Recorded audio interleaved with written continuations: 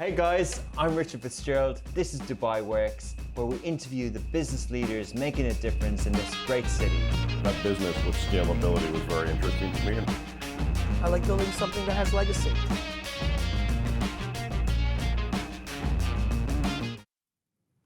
Good morning. Hi everyone. Welcome to another week of Dubai Works podcast.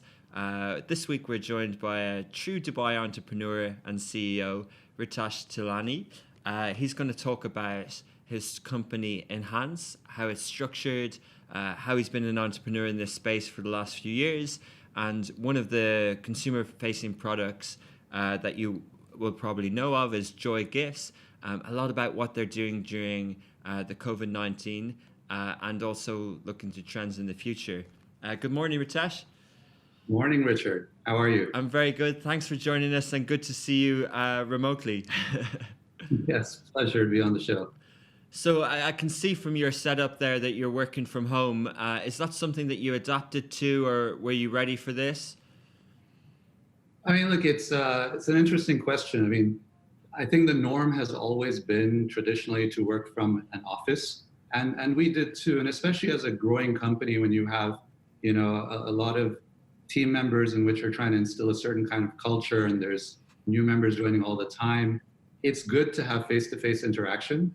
But at the same time, we've had offices in 5 countries so far. So we had UAE, Saudi, Jordan, Egypt, and Turkey.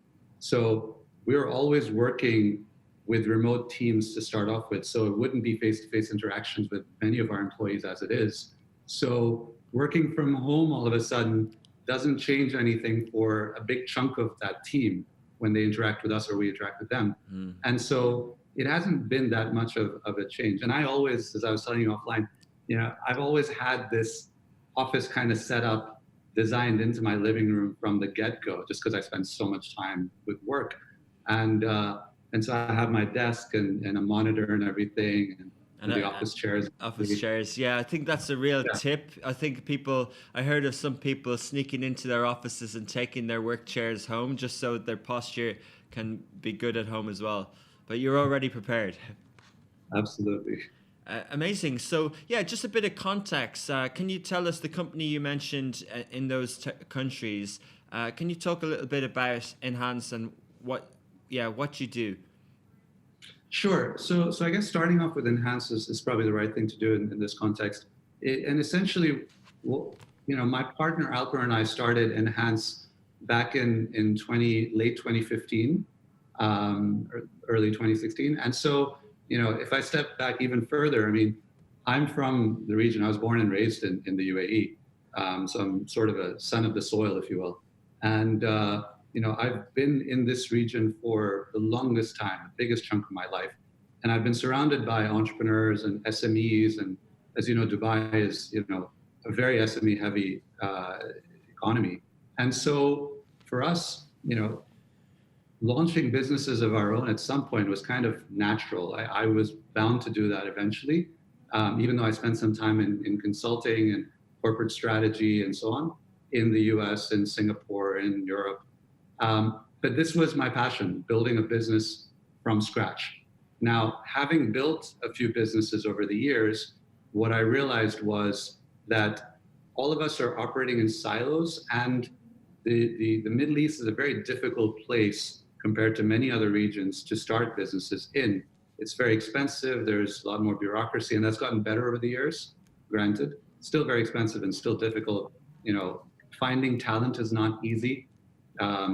Getting them visas and so on adds up in cost as well. The trade licenses, office space is a requirement. Working from home, which many people, they start businesses in garages in the valley, for example. We can't do that here, right? We need to have at least a virtual desk somewhere or a physical office if you plan to have a team.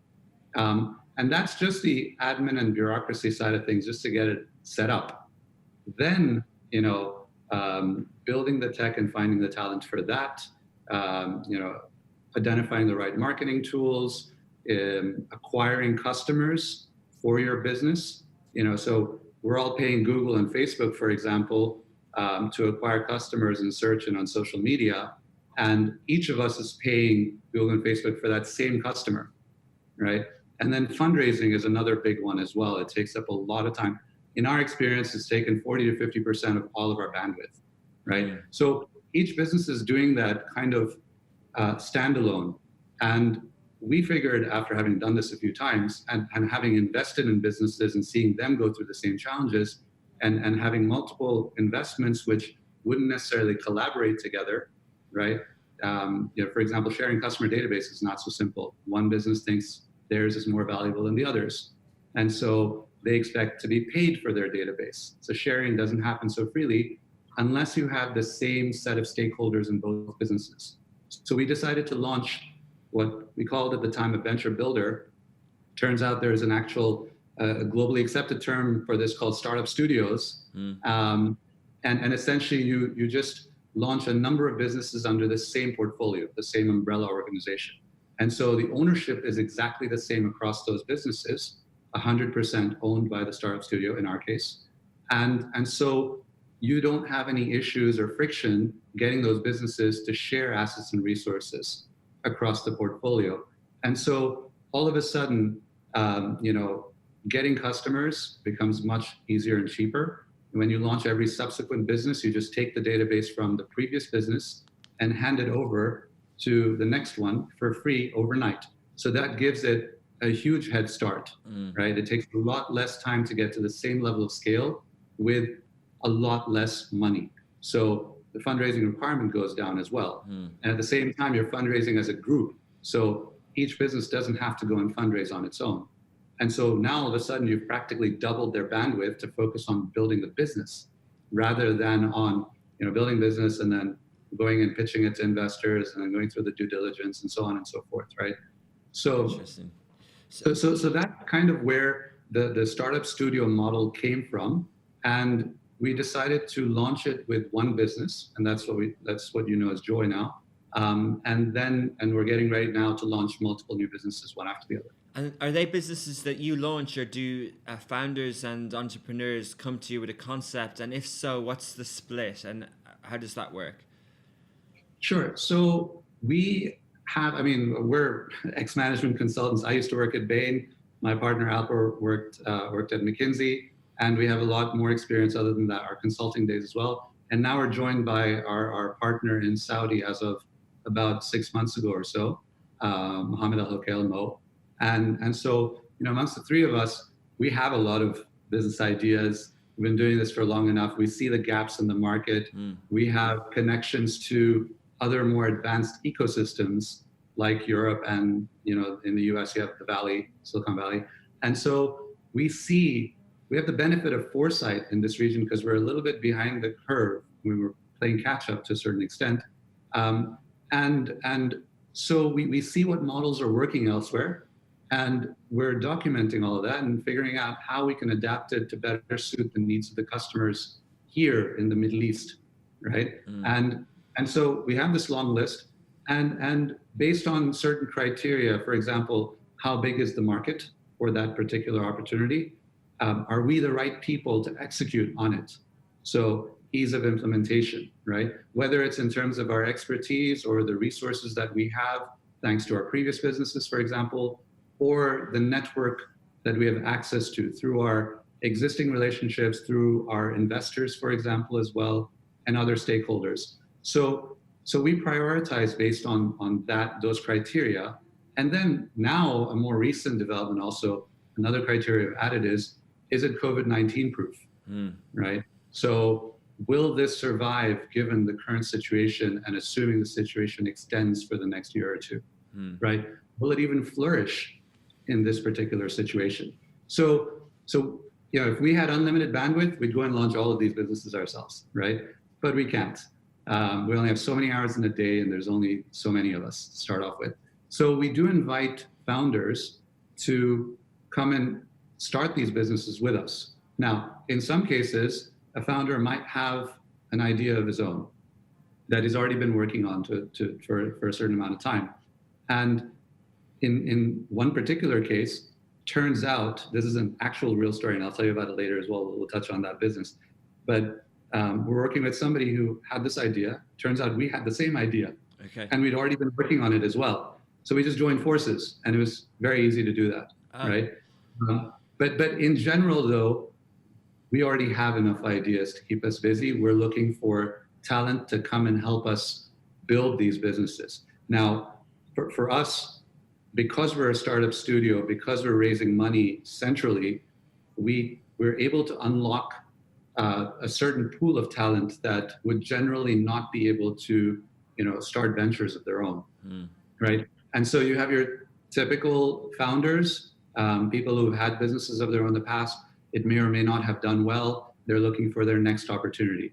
And this time, maybe they want to do it with a bigger organization, with more resources, with processes in place, assets that they can use, like a customer database, fundraising already in place. So that it becomes very, very attractive for them to come and work with us, right? So they might get less equity, but their chances of success are much higher. So there's that traditional pool of talent.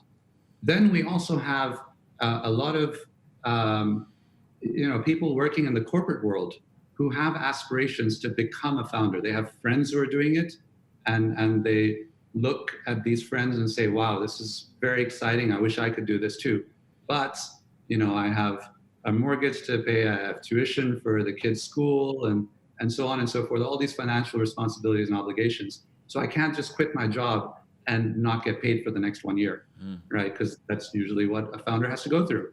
Now, all of a sudden, because we have funding in place, because we can help them ramp up very quickly, and we can pay them a salary, it might not be as high as what they used to get paid in the corporate world, but nonetheless, it's something, and it does cover their costs, right? So all of a sudden, all of those people are able to enter, the startup world, and they come with a lot more experience on average. They've been doing this for much bigger corporations, and so they also have a vision for how to scale the business to what heights it can go, right?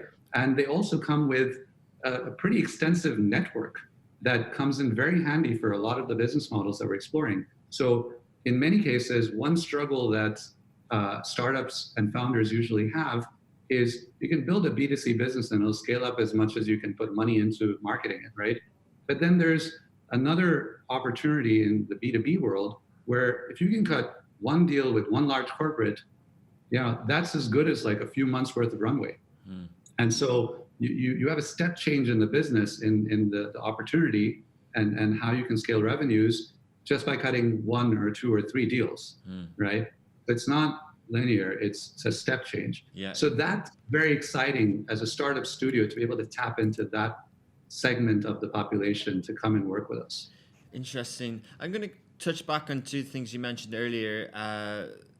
Secondly, on the Middle East and the kind of approach to doing business across different countries here. But firstly, on you mentioned a passion for building companies. I understand, and I think a lot of people will in terms of a startup and, the things that go with co-working spaces and licenses and headache things that you don't necessarily have the cost or want to work or, need to do at the start. And then there's a lot of, secondly, a lot of shared resources like admin, software, cloud, different things like that. But, I just question around, building a kind of a meaningful long-term company. How much does Enhance get involved, and what are your personal views on the parts that aren't mentioned there, such as culture, values, processes, and things like that? Is that something that you think there's good ways to do things that you can share across all the different startups? Absolutely. So, you mentioned admin and all that. That, of course, is it's a hygiene factor, right? It's a tick a box. There is a set process. Most companies follow the same one. Most companies use the same tools on that front as well. But there is a process for launching businesses, and that varies from startup to startup. And it depends very heavily on the founder themselves and their experience, right? Sometimes it's influenced by the investors that come in as well. And that's what investors are meant to do. Aside from giving the cash, they're also supposed to provide guidance because they've been seeing businesses grow for a long time, and ideally they've invested in many of them, and they're the ones who actually share a lot of the learnings across them. So we're trying to institutionalize that and set a process around it where, yes, we're kind of indirectly the investors because we're raising money and then deploying it to the next level. But we're not investors, we're actually founders. We're building this business side by side with the founders that we select for each venture, right? So here what happens is you have learnings from the first business, in our case, Joy. We've been through a number of trial and error, if you will, but mistakes. In hindsight, they were mistakes. And every founder has to go through that, right? It's part of the journey. And even the most experienced of founders will make mistakes which they'll learn from. New mistakes, ideally, not repeating the same ones. But nonetheless, you're learning. Every time you do this, you're learning. And so for us to be able to pass on those learnings to another venture and have them avoid making a lot of those mistakes is worth a lot. That's tremendous amounts of value. But setting a process around, things like, for us, we have certain stages we go through to scale up a business. Ideation is one of them, right? What I just described, where we have the criteria. Validation is another. We have, there's a science behind validation. How do you figure out that there is an opportunity for this model in the market, right? And so it involves everything from having a minimum viable product, or even before that, you can have surveys, you can test the idea with people, focus groups, and so on. You go and see, who are your potential customers, how many of them are there, and so the size of the market, and so on. So that's all things that we do up front, right? Then you build a minimum viable product, and then you actually launch it into the market and scale it up slowly, testing different marketing channels and so on and so forth, right? Before you start pumping in serious amounts of money, right? So this is a process that we have documented, right? Even finding the right talent, there is, a selection criteria for that. We have interviews, we test for things like cultural fit, right? This process is something that the incoming founders can lean on, and they skip a lot of the reinventing the wheel, if you will. And so there you're saving a lot of time. Even the founders that we select, they have to fit culturally with Enhance. So what happens is, when you're hiring people, you want to hire A players. Those A players will then go and find A players themselves as well, right? So if that middle link doesn't fit with the holding company, Enhance, then you can't expect their team to fit with Enhance either. So there's a lot of that. And yes, there is, institutionalizing a lot of the processes and culture. And so in the very beginning, these teams operate as one. Even though they're different businesses, we're actually sharing resources across the different ventures. So in the beginning, you'll have a skeletal crew for any given business, and the mothership is going to lend talent. So that way they get to interact with our core talent base, and that culture kind of seeps into the founding team for that venture, right? And then even when that core talent goes away, they've kind of left behind that stamp, that DNA of Enhance. Yeah. Right. And we as founders of Enhance, we're also there to work side by side with each of these founders. So there's a lead partner from the three of us that focuses on any given business, and we kind of share responsibilities across that. Interesting. And so do you see Enhance as a holding company? And if so, the companies that grow out of that startup studio, other than an investment, will they have other type of an operational involvement? Some holding companies are very kind of standoffish in terms of how they I don't know the real management term for it, but operational control at an individual level versus being involved and operational control partially at a holding level as well. Yeah, so what you're describing is centralization versus decentralization, right? So you have different business units, if you will, rather than different companies. So in our case, that's pretty much how it works, actually, if you think about it. So there are certain functions which the business, each individual business doesn't need to have. So for example, legal is a perfect example. You don't necessarily need to have legal counsel for each individual business standalone, right? That's overkill. There's a lot of spare capacity there that's underutilized. And so, this is why you don't see legal counsel with a lot of startups until they reach a Series B or Series C even, right? And so if we can have that centrally, one or two people, then they can give part of their time to each venture as required. And the cost for that given venture goes down dramatically. And they have that capability in-house all of a sudden, which otherwise they'd have to wait 2 or 3 years to be able to afford. So in certain cases, you do centralize a lot of those functions, like accounting and admin as well, even recruiting. If we can attract talent as Enhance, and we have a central pool or bank of these CVs, then whenever a single venture has a new role that comes up, they simply tap into that master database and they can easily find these CVs. And so centrally, you're maintaining relationships with a lot of this talent and potentially even passing them along proactively to a lot of these ventures. So all of a sudden, that's another area that helps each venture succeed, faster, better, quicker, bigger. It's the talent is one of the biggest levers in the success of a business. And we do that centrally and professionally, right? We'll have a director of HR whose only job it is to find talent across the portfolio. Yeah. Right. So that's the kind of stuff you want to centralize. Yeah. And then for each individual venture, as they scale up, at some point they need to raise money externally. So we'll fund them up until a certain point, and then they need to raise money from institutional investors for further validation as well of the model and the valuation. Right. We can't keep arbitrarily valuing it and say it's worth $10 million. Who says? We do. That's not good enough, right? So you do need external validation for that as well, and that's part of the reason to bring in investors from outside. But at that point, because you don't own 100% of the venture anymore, you own a smaller percentage. You have to at that point carve it out. It becomes its own legal entity, if not already sooner, and then they do have to start operating separately with their own team, their own HR, their own legal. But at that point, the business is big enough to be able to justify investing in that talent and those functions.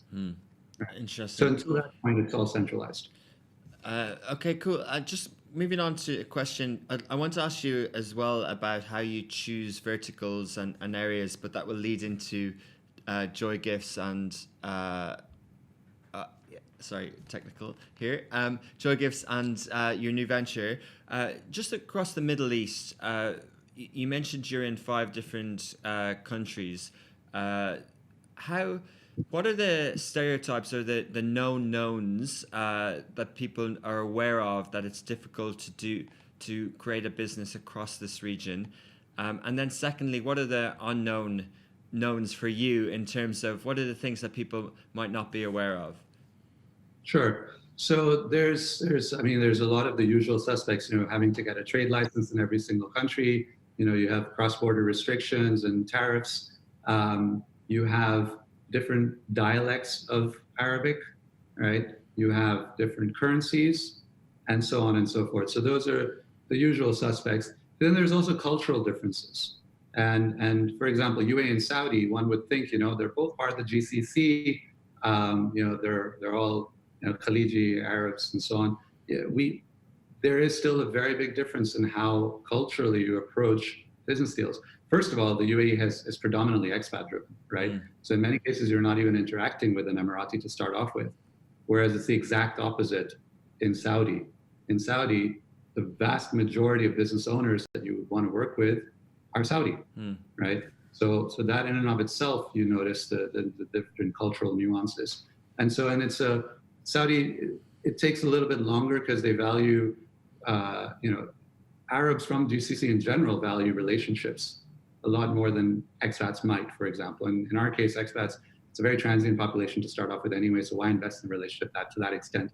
For Saudis, they want to do business for a long time to come, and who they do business with and getting to know them well is very important to them. So meeting over a lot of shishas and coffees and majlises and so on, that's required. So you need to spend time in Saudi, face to face and build that relationship.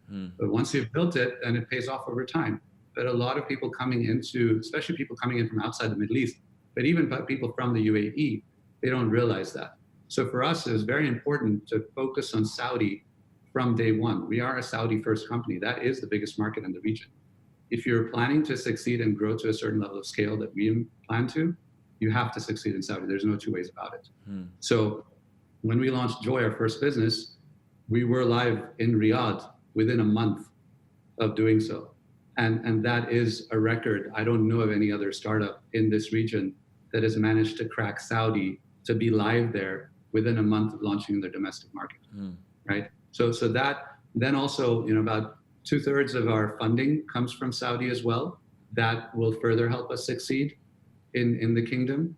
And, we have everyone from, CEOs of major investment banks to, a deputy minister and so on and so forth. So there's, a long list of angel investors that we have in Saudi. And then we also have institutional investors like Hala Capital and INET and so on and so forth. So doing business in a place like Saudi, it helps to have investment from within the kingdom, because they will unlock a lot of doors for you. They will help you, expedite through a lot of the bureaucracy, and we have seen the results of leveraging our investor network within Saudi. It's been tremendous for us. Amazing to see how you focus and put that as a kind of a number one, a Saudi first company. I think that often helps to crack an area, whether it's a location or whether it's a customer base. However, that doing a country local and applying, with talent and with structure and with investment will help in that market. But around the Middle East in general, it's however many countries we talk about, whether it's the GCC, Levant, or North Africa, it's almost impossible to have 14, 20, 22 offices of the same size, team structures, dialect, everything in that way. And companies who try and do pan-Arab from one location, as you alluded to, face a lot of challenges. Is your view of enhanced in the 5 markets that you're in to be, to be as localized as you are in Saudi? I don't think, look, it all depends on the size of the opportunity. For us, Saudi is the biggest opportunity, okay. So we invested heavily from day one. Now, having said that, we could have invested more in Saudi. It was difficult to find talent there, though, right? Now, we have our Saudi partner, Mo, and he's been fantastic. He's been ramping the business up there. And over time, as the Saudi business grows, it's already surpassed our UAE business, by the way, which is fantastic. For the first time in a few years since we started, basically, Saudi is now finally, and rightly so, bigger than our UAE revenues. And so the size of the office there will also grow proportionately to a certain extent, right? Now, in other markets, we plan to operate with satellite offices, if at all. So for example, Jordan is a great example of that, right? We don't have, a big office there like we do in the UAE or Saudi, because the size of the market is smaller as well. And frankly, you don't need to replicate your capabilities in every single country. There's a lot of resources that you can centralize, a lot of processes. For example, marketing. You don't need to have a marketing team on the ground in every single country. You can actually manage that remotely, as many people do. And you have a ton of agencies in Dubai that will run campaigns for you in many other markets without needing an office there, right? So we have offices where it's justified to do so. We do have an operations-heavy business like Joy, where we're doing offline deliveries. So you might always have a skeletal crew to manage at least that side of the business in a given market. And even that we do remotely to a certain extent. So for example, Jordan, Amman, covers both Jordan and Lebanon, so Levant. Right? We don't need to have somebody in Lebanon as well. And then there's other markets like Turkey where we haven't launched yet, right? But we have an office and a team there, because that is where you get great technical talent. So our tech team is amazing. And we're lucky enough to find them, and we found them in Turkey, so we opened an office there for them, right? It's more difficult to find that kind of talent in the GCC, for example. As much as we'd like to have them sitting side by side with us, which is irrelevant in this day and age anyway, so it doesn't matter. We can't do that, and so Turkey it is, and that's perfectly fine. And at some point we can launch Turkey as well, because we now have a trade license there. Okay. So any business we launch, they leverage those trade licenses and those offices and the colleagues that we already have in those markets. Why do you think that is from a tech point of view? Because there are a lot of universities in Dubai. There's a lot of youth here. There's a lot of young talent. We've experienced from a content point of view, it's a great place, and also in Saudi as well. You know, there's a lot of media graduates, a lot of universities as well. Are you finding that some people who take chances here on tech and that type of talent, you know, not maybe from a mass investment, but just from a kind of a couple of people based in the market, or do you think that we'll never be able to have the talent here for tech companies? No, I think we will. I think that's changing quite quickly, especially now that, for example, e-commerce businesses are flourishing. So what talent are they going to need? Tech, obviously, right? So the more opportunities there are in the market, the more you'll find talent retooling themselves or, coming out of university with that skill set. And so over time, you will have more and more talent readily available here. We started this 4 years ago. So, at that time, it was very difficult to come by. It's changed a bit since then. It's still very expensive to get talent here because the cost of living is so high. Yeah. So, especially in the UAE, our rents, our visas, and so on and so forth, all of that adds up. And so the expectation of that same skill set, of the resource with that skill set, is higher than it would be in other markets like Turkey or those. Okay, interesting. Let's talk about Joigifts. It's a strong brand visually. I know it's got a lot of meaning behind it, and essentially it's an e-commerce gifting company. Can you talk about the idea and how it fitted with the Enhanced philosophy? Sure. So one thing I failed to mention earlier was Enhance has a focus. Okay. The reason why we can share these resources across businesses is because they follow a similar theme, and that theme is online marketplaces. So we are in the business of building and growing online marketplaces. The reason we do that is, one, because there's a lot of businesses that are offline, and there's a lot of consumers that are transacting offline today with them. And they want to transact online, but they can't because these businesses don't have an online presence. So we give them that online presence. We also give the consumers convenience in the sense that you go to one place to find all the options, kind of like an online shopping mall, right? You go to the mall because you can go to a number of different shops and buy products across different categories. We allow you to do the same in a marketplace. So on Joy, for example, you have flowers, cakes, and other gourmet products, unique gifts and experiences and online gift cards and so on. And I'll get into that as well. But essentially, we're simply connecting two pieces of puzzle that already exist. And so we can do that at scale, and we'll add an extra layer on top of that with logistics, as we did in Joy, as required, so that we can go pick up from the product from the merchant and deliver it to the consumer. But the beauty of the marketplace model is the fact that you don't have to hold any inventory, right? That's on the supplier. And so it's just in time, it's drop ship. So we get the order, we pass it on to the supplier, we go pick it up, and we deliver it to the consumer. And so no inventory, our working capital isn't tied up, and it becomes very easy for us to scale. And also, depending on how behavior or preferences change from the consumer standpoint, we already have a catalog. Hopefully it's wide enough, and our consumers will still find something there to buy. And so we don't have to throw out a bunch of our products and go find new ones. Is that the model for all your online marketplaces, or does it depend, and is that Joy specific? It depends, but so far, for Joy, this model works great, right? So for Joy, the reason we went after gifting in the first place was because we found that as a challenge. And as consumers, to have to go somewhere to pick up a gift and then what to pick and so on, and then you have to go to the recipient to deliver it, doesn't work. I can't always do that. And so we found that the experience was quite broken, and we found that from our friends as well. And so, and with gifting, the margins are pretty decent, so there is room to play there. And we found that is also a very big market. So, for example, you have 900,000 birthdays every day across the region.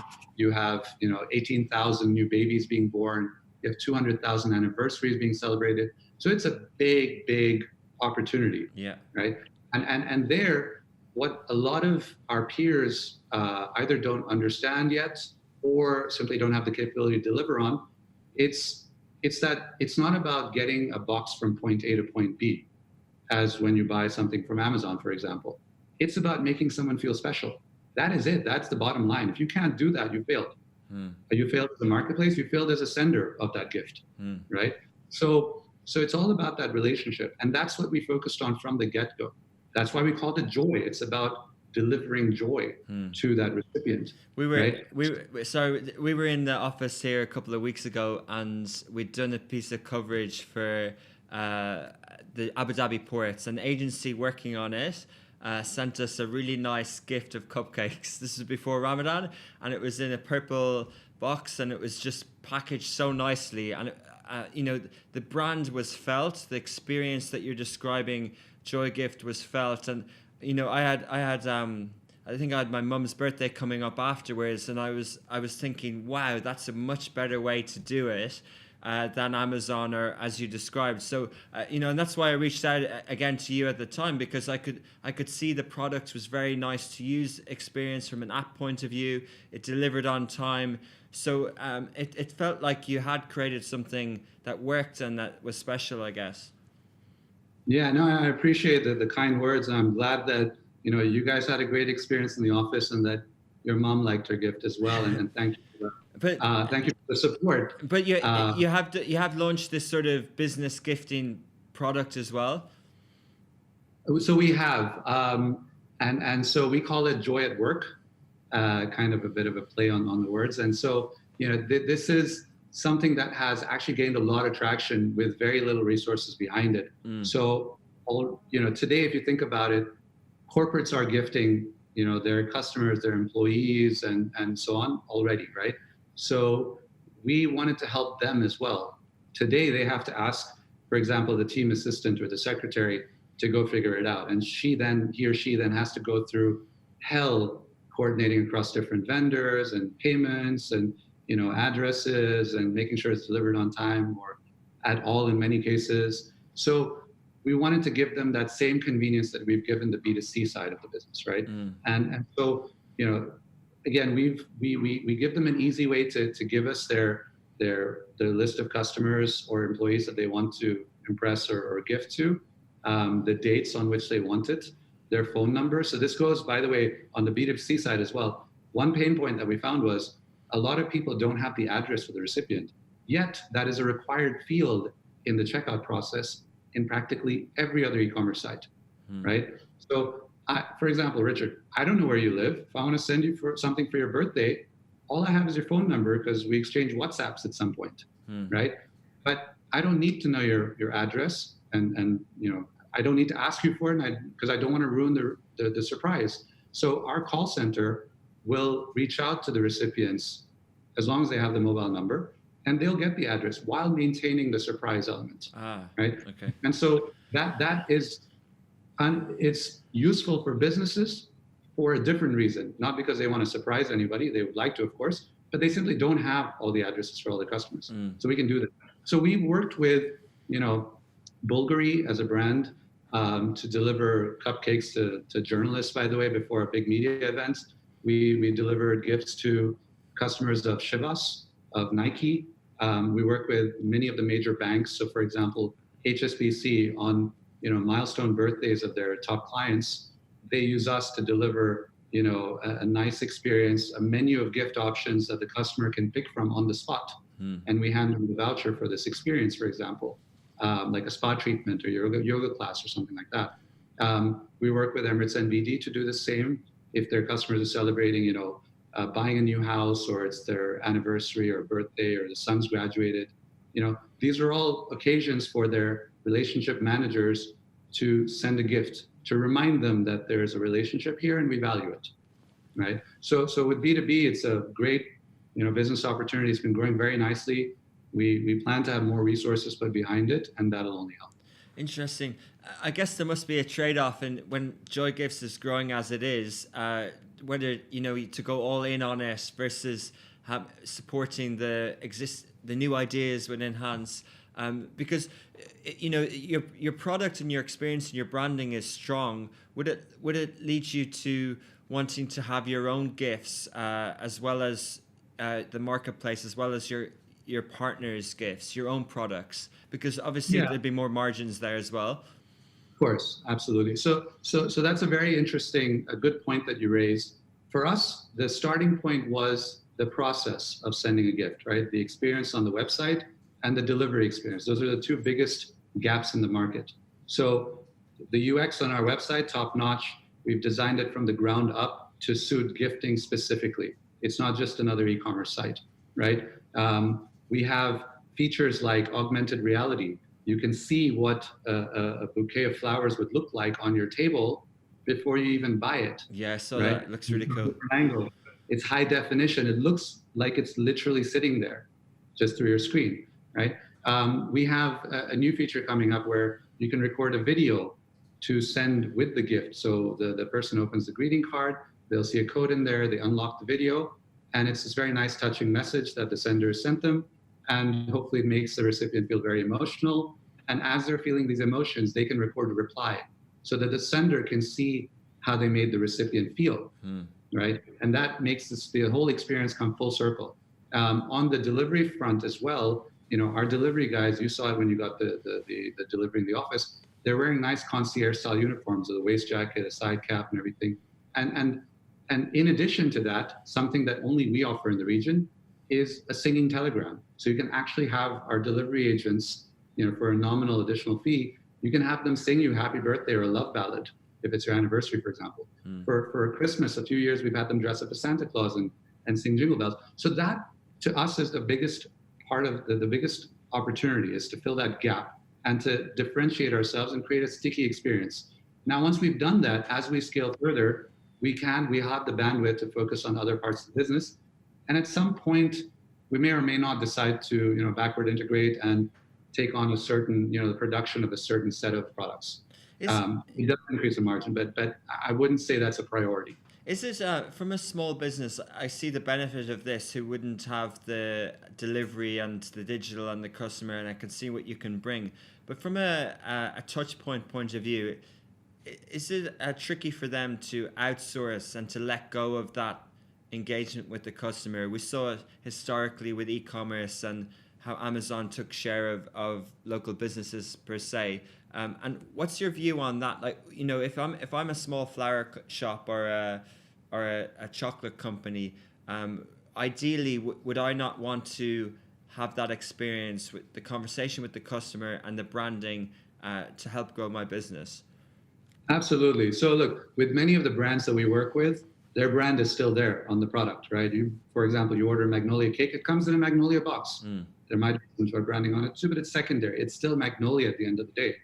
Godiva chocolates, we sell those as well. Ted Baker, these are all brands that are strong, and we're more than happy to showcase them. Even on our site, you will see a brand's category on the homepage, right? So we are by no means trying to take business away from them. We're actually trying to help them grow their business. So they have their, the catchment area when they have a physical store. So people within a certain radius will come to the store regardless. Some of them will actually skip buying that product because they don't have time to come to that store. So you're losing that traffic today already. Not everyone has the time to go to the store.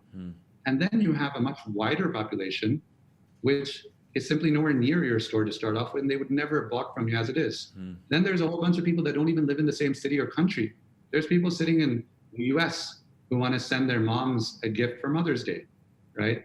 That store would never have gotten that business. So if anything, we're actually helping them grow their business.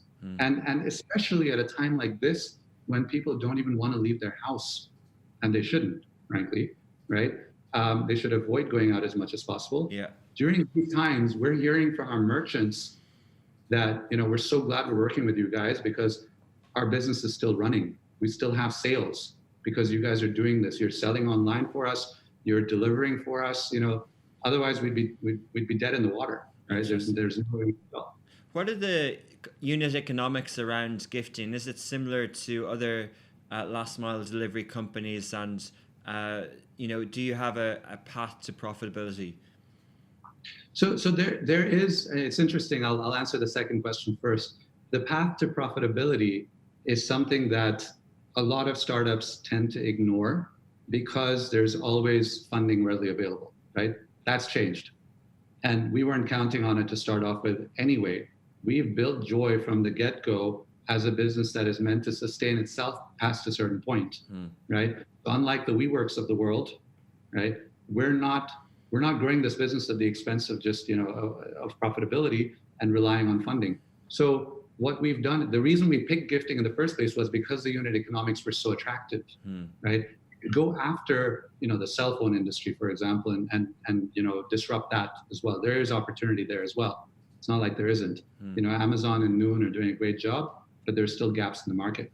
But the margins are tiny there. It's a commodity that's dropping in value every single day, right? It's a very stressful business, and you have to have significant volumes to make up money.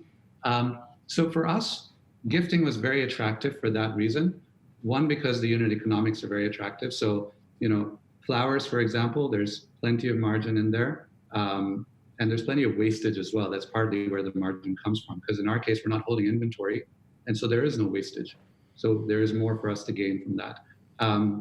With cakes as well, chocolates, depending on which brand we're talking about, the economics are slightly different. But it's still more than many other categories of products.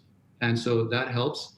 And then because of the differentiated experience that we offer, it's sticky and people are willing to pay a little bit more. Having said that, we don't charge a little bit more. We charge the same exact price as you would find in the retail store, right? With a bit of a delivery fee, but that's, is completely justifiable, especially in this environment where the cost of delivery has gone up significantly as well. Is it right? It's more. Is it a percentage or is it a set fee, or does it depend on category? So the delivery fee is fixed. Yeah, absolutely. I mean, like the cost of delivery for us, actually there is some variance because one of the benefits that we offer is if you order products from a variety of different categories like balloons, chocolates, flowers, we actually have to go to 3 different suppliers to go pick it up and then deliver it as one, as you would expect. The gift is meant as one.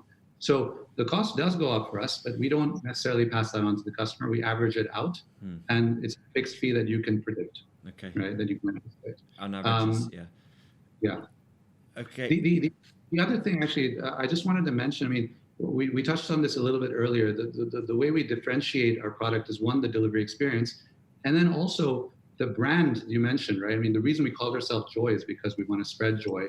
When you were talking about your experience of receiving that gift and your mother's experience of receiving it, I don't know if you noticed, but I was smiling. This is how I feel every time I hear of a customer having had a good experience. That's one of the other reasons why we prioritize gifting, because that's something that both, my partner Alper and I feel very strongly about, and I know Mo does as well, even though he joined more recently. This is, for us, it's not just about building a business and growing it and then leaving an impression and so on. It's also about doing something good. I sleep better at night knowing that I made, somebody else's day more delightful in some way. Yeah. And so that's why gifting is perfect, because you're actually making 2 people happy, the sender and the recipient, and you're strengthening that relationship between them as well. So we truly feel passionate about this this industry in general, right? We want to do this to make people happy. We'll make money in the process as well, no doubt, because it is a sustainable business model and the unit economics are great. And by the way, we're almost at profitability now already. Wow. So I'm not concerned about that. But then also it shows when it comes to our marketing campaigns as well. I mean, you've seen a few of them in the past and you've helped support us with that as well. But we've done some very creative marketing campaigns in the past, which include, working with big brands like Kareem, for example, to pull off the fake birthday campaign, where somebody can deliver a gift for a fake birthday to somebody in a public environment, and we show up with a group of 5 or 10, and we sing happy birthday at the top of our lungs, and we embarrass them after they're done being confused, and we record that on video, and then we put it up on social media, right? And we got 500,000 views from that just in the first 48 hours, that too over a weekend. Now we're launching, for example, an influencer page, right? So we're working with a large number of influencers and agencies to basically give each influencer a shop of their own within our shop of Joy. They pick a subset of our products and they promote them. They promote their own store, and they drive traffic. If anyone buys anything, they actually make, they get a share of that revenue. Like an affiliate model, Yeah. Absolutely. Nice. Interesting. And it's community led as well.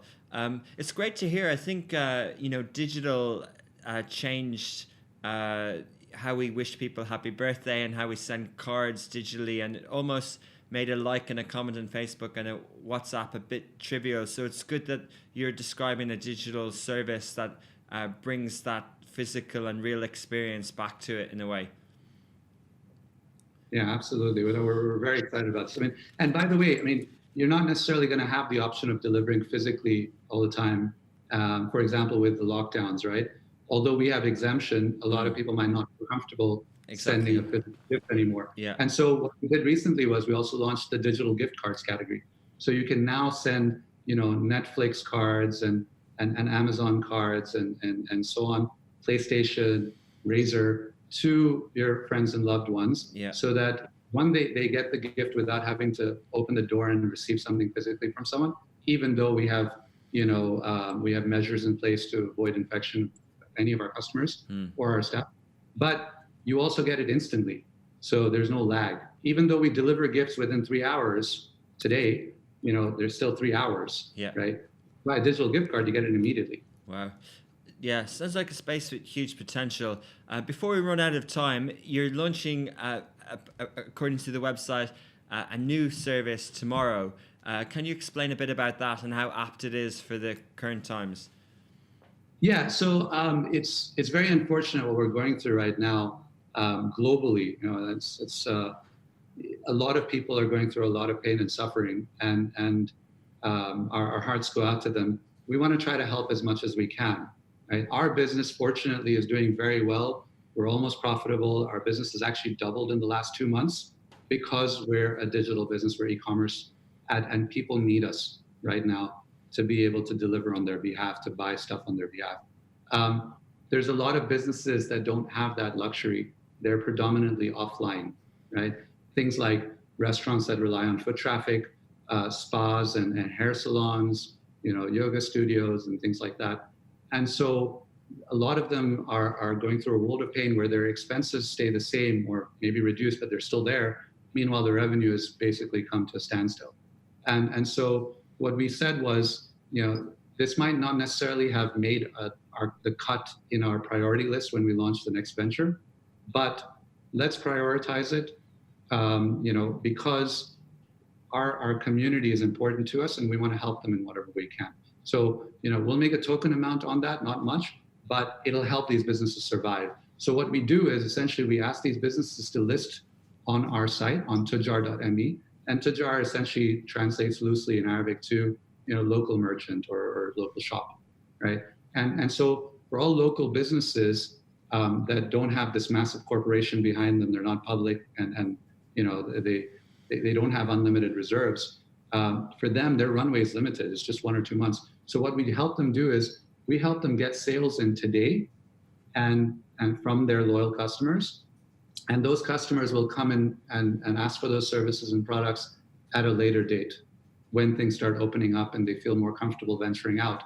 But in the process, what they do is they get a bit of a discount, right? So there's some benefit in it for the consumers, but they help the businesses get all of that revenue today, even though they're not delivering the service until later, and they can ride out the storm and they pay their bills in the meantime so that they're still around 6 months from now. So for example, my favorite restaurant just down the street, I'd hate to see them go. And so I want to do whatever I can to support them. So I tell all my friends about them, but that only has, an incremental benefit. That won't help the business if nobody can buy from them, right? And even if they can't sell today, they can sell a voucher today. And that's what will help them do. Interesting. So yeah, it helps them, have loyalty with their customers as well and tap into that and providing a lot. Absolutely. In fact, the other thing, sorry, I forgot to mention was, so for example, we give them a 10% discount to consumers, right? So there's some benefit. And then, we take a certain percentage, and that's about 10% that covers our fees of, the payment gateway, all the OpEx and the tech team and the platform, the hosting of the server and so on. And so that's nominal. It's much lower than we'd need it to be for us to prioritize as business in a traditional sense. And then we find that, not everyone redeems the vouchers at the end of the day. because they either forgot or they had to leave the country or so on. And so the businesses actually benefit from, even though they have to give up a discount, the commission, in many cases, they actually make money in the process. They make more than the face value of what they have to render at the end of the day. So it's in the economic sense, it's a no-brainer for a lot of these businesses, and they'll get money in today, not later.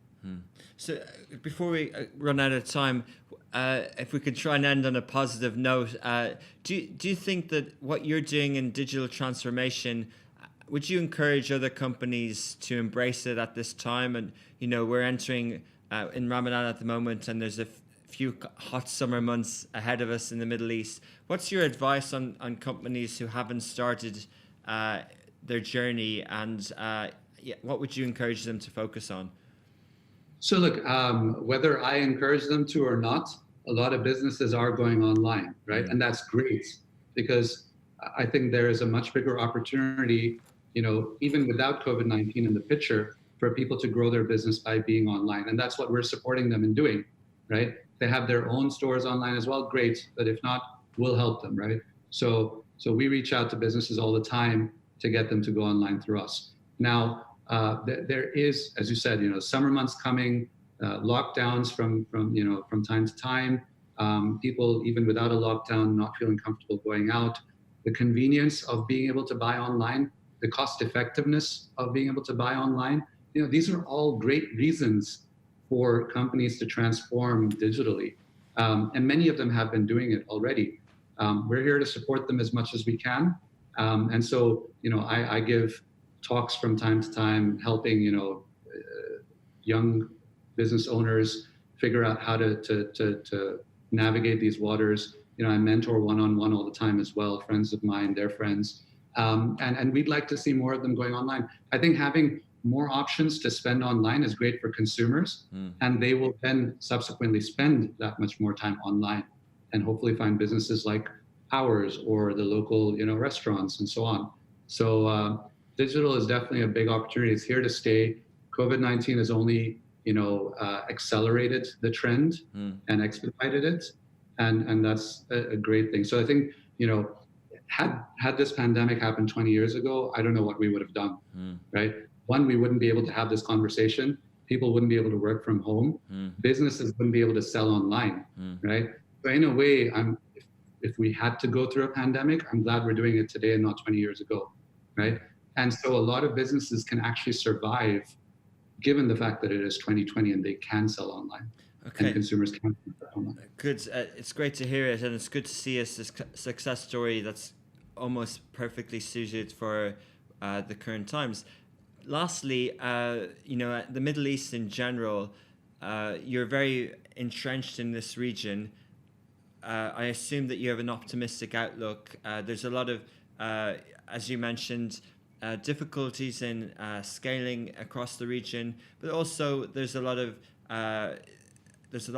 pressure on economies. There's a lot of geopolitical tension that exists. What's the positive outlook in the kind of short, medium term that you hold for your businesses? Look, for us, we look at the region as a whole, the MENAPT region, Middle East, North Africa, Pakistan, and Turkey, and it's a $3.8 trillion economy, right? That's today. It's expected to grow to 9.1 by 2030, and it'll have a population of 880 million people. That's a lot of people to sell to. That's bigger than India. Actually, sorry, I take that back. Sorry, it's not bigger than India, but it does have a much higher spending power, right? Especially concentrated in the GCC. So that is a big opportunity in and of itself. Now, yes, it's difficult to do business across the region, and that's exactly why we built the Startup Studio. So we are geared to succeed in this region in that sense, and we're very excited. I don't see this trend changing anytime soon. This region will continue to grow. More people will come online. A bigger proportion of sales will happen online, right? And that's all great news for businesses like ours. Brilliant. Great note to finish on. Ritesh, thank you for your time this morning, and best of luck with your ventures. And let's chat again soon. Thanks very much. It was an absolute pleasure. Take care, buddy. Thank you. Take care.